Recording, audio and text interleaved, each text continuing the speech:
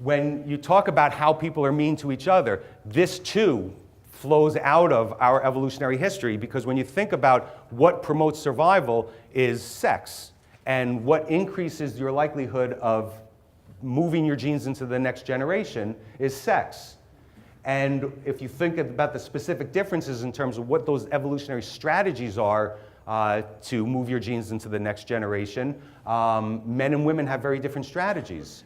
And what women value in men and men value in women is a little bit different. And when you ride this thing out, I mean, what men value, what women value in men, or what men try to kind of show off, is virility, status, and fidelity. There are a lot of other things, but those are kind of the main ones. And if you think about why, like how would you, if you had to create all this, how would you undermine somebody's virility, status, or fidelity?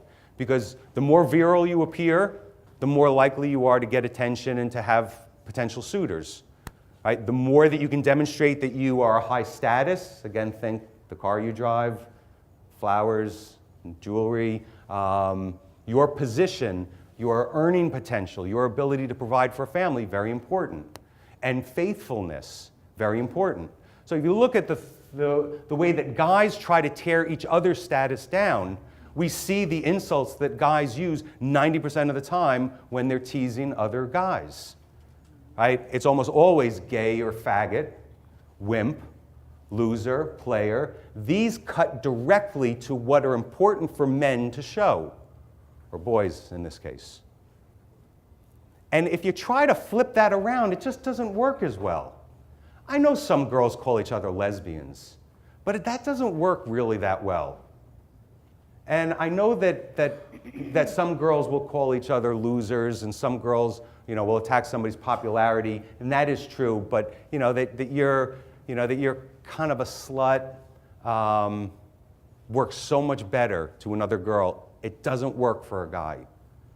Right? So what's important for females, and I know this is controversial, but it's still true, that evolution kind of created certain strategies for women, and what appeals to men based on evolution is youth, beauty, health for procreation, right? And kindness and attractiveness. And if you look at the things that girls use, the words that girls use to tear each other down are based on those. It's almost always slut, bitch, fat, ugly. Again, if you try to flip that around, it just doesn't work that well. And if a boy called another boy fat, it's just not going to cut him like faggot, gay, loser, wimp will. If a boy called another boy a bitch, that doesn't work, unless it's sort of designed to be like gay wimp bitch, like you're a little bitch. That's different. But you're such a bitch just doesn't work with boys. So I want you to understand that there's a lot driving this, all right? And when it comes to interventions, this is going to be important, and I'll keep coming back to this.